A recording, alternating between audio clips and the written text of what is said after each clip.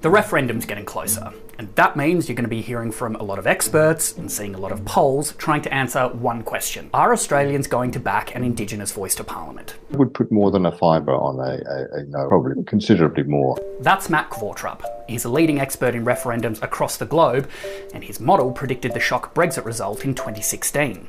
He's actually been predicting that Australians will reject the voice for about a year now, even back when polls had support for it at about 60%. I stick to my guns. I got a bit of a shtick for that, for predicting that. Now, he says that's partly because there's a big difference in the way voters deal with an abstract idea and a concrete idea. Take same-sex marriage. By the time Australians actually voted on that change, most had a very, very clear idea on what it was they were actually voting on, and many had their own very clear opinion on it. It was concrete. But when it's abstract, or it's something that the voting public maybe hasn't thought that much about, what can start as a very high support for an idea in principle tends to plummet when people start to question what it will actually look like in reality. The vote against status quo is less likely when it's a completely new issue where people have to educate themselves, which they will find tedious and tiresome, and why do I have to look this up? We can see that playing out in this race. So support for the voice has dropped significantly over the last year, since the coalition started demanding details on how it would actually work.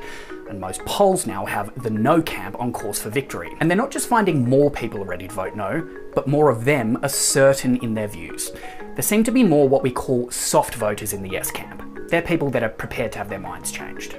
You know what you got, you don't know what you will get. Most people who should be in favour of change will be in favour of it in a sort of lukewarm sort of way, whereas those who know what they've got will fight ferociously tooth and nail to maintain the status quo. That means undecideds tend to end up sticking with what we already have, but of course no one referendum is exactly like any other, so there's no guarantee that these trends will end up playing out in October. And the polls are also producing slightly different results, so how do we know which ones to trust? If everyone's giving you the exact same result, like they're down to within a percentage of each other, that would actually be a bit more suspicious. That's because polls are conducted in slightly different ways. Some are done online, some are done on the phone, the wording of the question can be slightly different, and that'll mean you produce slightly different results. So you shouldn't take any individual poll as a crystal ball, but what you can do is look at the message multiple polls are telling you over time. And when it comes to the voice, that message is pretty clear.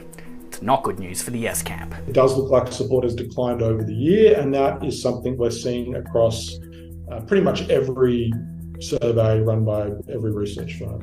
It certainly looks like it's a trend that everyone's picking up.